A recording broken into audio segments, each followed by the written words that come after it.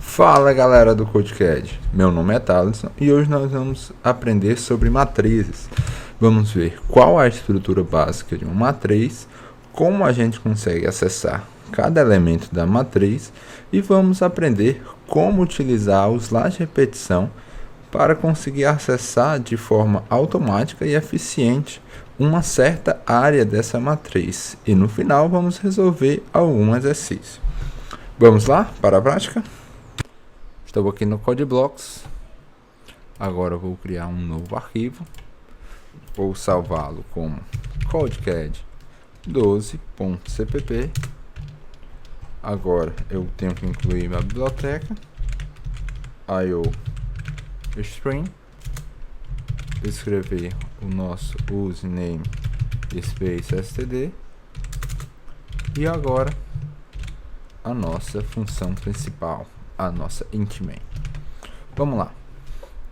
Como era um vetor, a gente tinha que declarar ou especificar qual era o tipo, depois falar qual era o nome e qual era o tamanho do vetor. Na hora que a gente faz isso, o que é que nós estamos fazendo? Estamos criando um vetor de 3 posições de inteiro.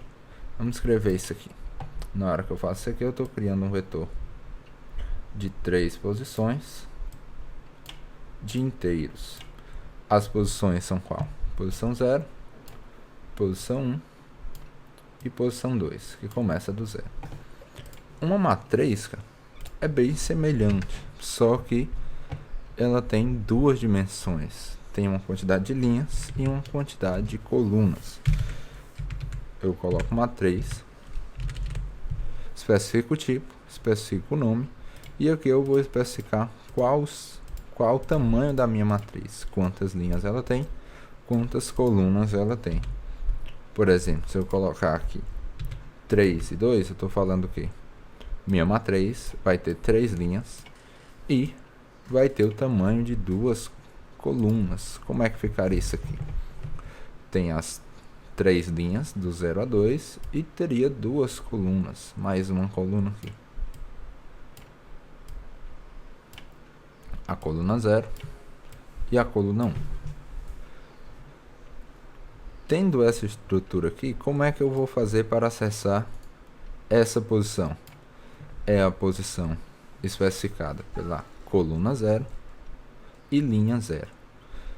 Já essa posição aqui é a posição especificada pela linha 0, coluna 1. Essa aqui, linha 1, coluna 0. Essa aqui, linha 1, coluna 1, e assim por diante. Aqui é o que? 2, 0 e aqui é 2, 1. Vamos alterar esses valores aqui. Como é que eu altero, cara? É bem semelhante ao vetor, né? Eu especifico qual é a posição que eu quero alterar e consigo mudar o valor dela. Por exemplo, eu posso colocar aqui matriz 0, 0 recebe 0. Matriz 0, 1 recebe 3. Aí agora 1, 0 recebe 2. 1, 1 recebe 5. 2, 0 vou colocar para receber 4. 2, 1 vou colocar para receber 9. Eu coloquei apenas valores aleatórios aqui para você ver como é que vai funcionar. Vamos lá. Nossa estrutura aqui, o que é que vai acontecer? Eu estou falando que a posição linha 0, coluna 0 vai receber 0. Então, linha 0, coluna 0 é essa posição aqui. Então, isso aqui vai ter um 0 aqui. Linha 0, coluna 1. Linha 0, coluna 1. Vai ter um 3 aqui. Linha 1, coluna 0. Linha 1, coluna 0. Vai ter um 2 aqui. Um 2. Linha 1, coluna 1. Vai ter um 5 aqui. Linha 2, coluna 0. Vai ter um 4. Linha 2, coluna 1. Vai ter um 9. Então, Perceba que é muito semelhante a um vetor, só que aqui para acessar uma posição eu tenho que especificar qual é a linha e qual é a coluna correspondente àquela posição. Tudo bem? Só que isso aqui eu posso fazer isso manualmente, né? Só que vamos aprender como é que a gente pode fazer isso automaticamente, sem ter que ficar colocando valor para cada uma das posições. Para isso a gente pode utilizar o for. Vamos lá. Vamos apagar isso aqui e utilizar um for para preencher nossa matriz. Para isso eu preciso declarar mais duas variáveis, que é uma variável para eu contar as linhas e uma variável para eu conseguir contar as colunas. Como assim? Eu vou fazer um for variando as linhas, todas essas três linhas, e para cada linha eu vou percorrer as colunas dessa linha. Vamos ver na prática como é que isso vai funcionar. Vamos lá.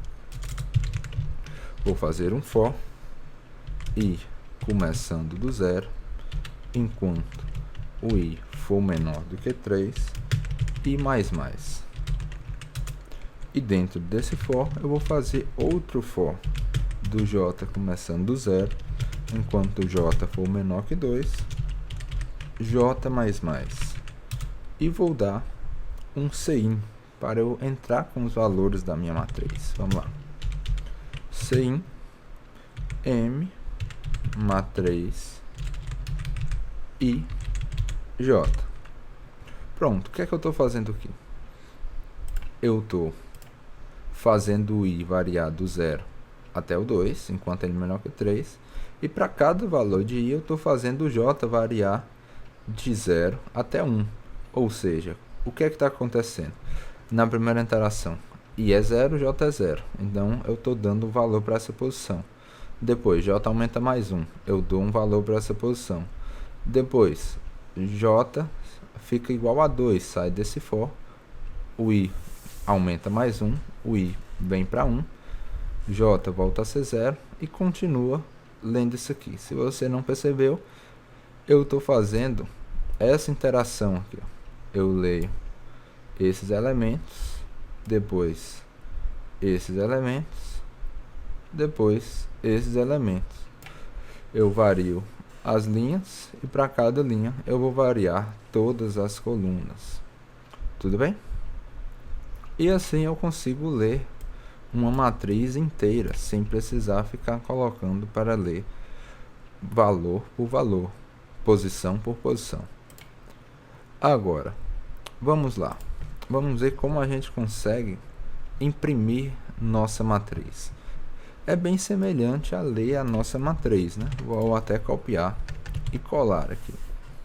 Só que em vez de eu imprimir, ou em vez de eu ler um elemento, eu vou imprimir um elemento, né? Em vez de ser cin, vai ser cout. Se eu fizer isso aqui, eu vou imprimir vários números colados, né? Então vamos separar eles por um espaço. Vamos colocar um espaço. Eu vou sempre imprimir um número e um espaço após um número.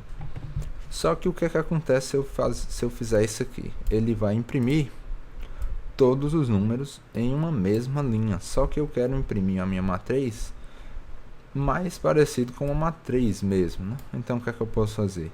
Sempre que eu terminar de imprimir uma linha toda, eu pulo uma linha.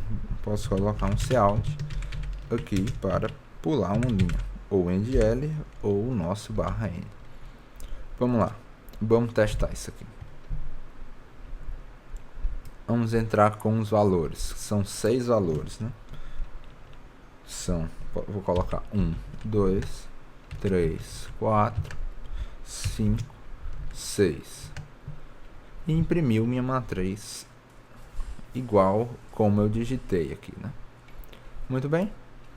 Agora, vamos fazer um exercício para treinar a utilização de matriz. Para resolver o exercício, basta vir aqui e clicar no chuva. Vamos resolver o exercício chuva.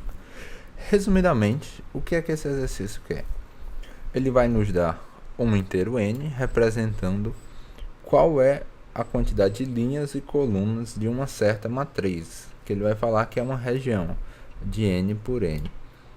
Ele vai dar duas vezes uma matriz n por n e vai querer a soma desses valores. Como assim? Aqui ele fala 2. O que é que significa esse 2? Quer dizer que ele vai fornecer para a gente duas matrizes 2 por 2. Aí ele fornece essa primeira matriz e essa segunda matriz. E a resposta é o quê? A soma dessas duas matrizes aqui. Nesse outro caso, o que é que significa essa entrada? Ele vai fornecer para a gente duas matrizes 3 por 3.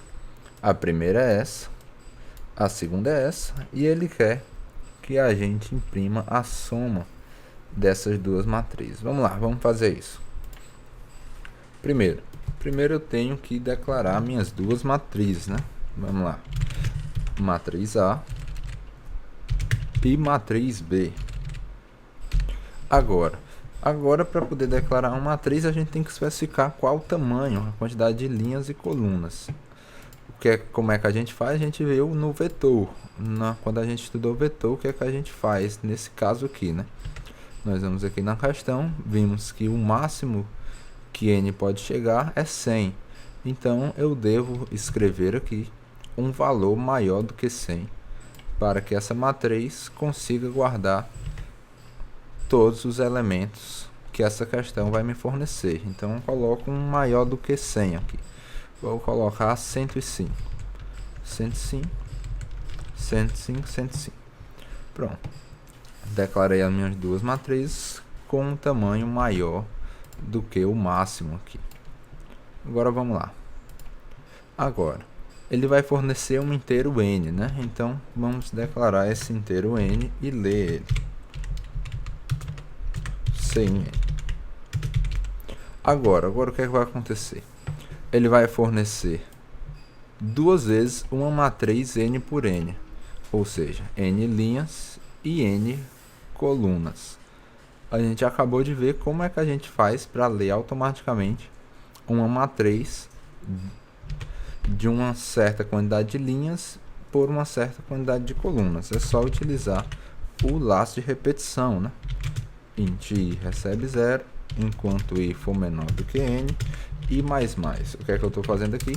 Eu estou falando que eu vou percorrer as n colunas, da 0 até a n-1. E cada coluna, o que é que eu vou fazer? Vou percorrer todas as linhas. Então, eu faço outro for aqui dentro. Para cada linha que eu estou percorrendo, eu vou percorrer todas as colunas dessa linha. E o que é que eu vou fazer em cada interação aqui dentro? Vou ler um valor e armazenar na minha matriz. Para isso eu utilizo cin a e j, né? Estou na linha i, coluna j. Como são duas matrizes, eu vou ter que fazer isso duas vezes, né? Duas vezes, só que agora para a matriz B. Vou declarar aqui uma matriz C para ser a soma, para eu armazenar qual é a soma da matriz A com a matriz B. Vamos lá. Eu vou fazer esses mesmos fors, só que aqui eu vou estar alterando o valor do C.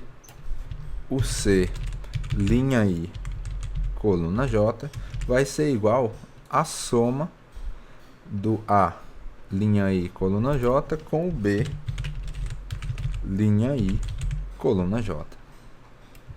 O que eu estou fazendo aqui? Estou percorrendo todos os elementos, dando a soma deles para o elemento de C, para a matriz C.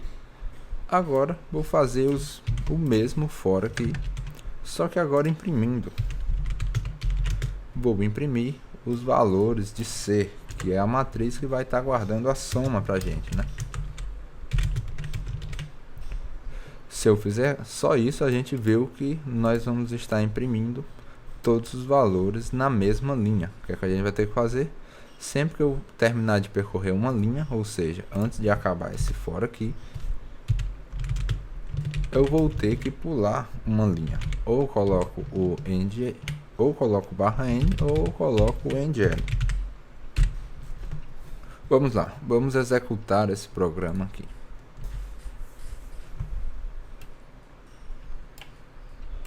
Venho aqui, pego o caso de teste.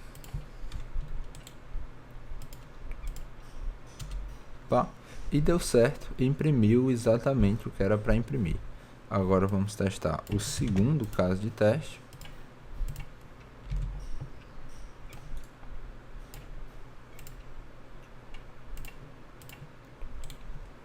Editar, colar, e imprimiu exatamente o que era para imprimir. Agora vamos submeter. Basta vir aqui, enviar a solução, pegar seu código, copiar e colar aqui e enviar.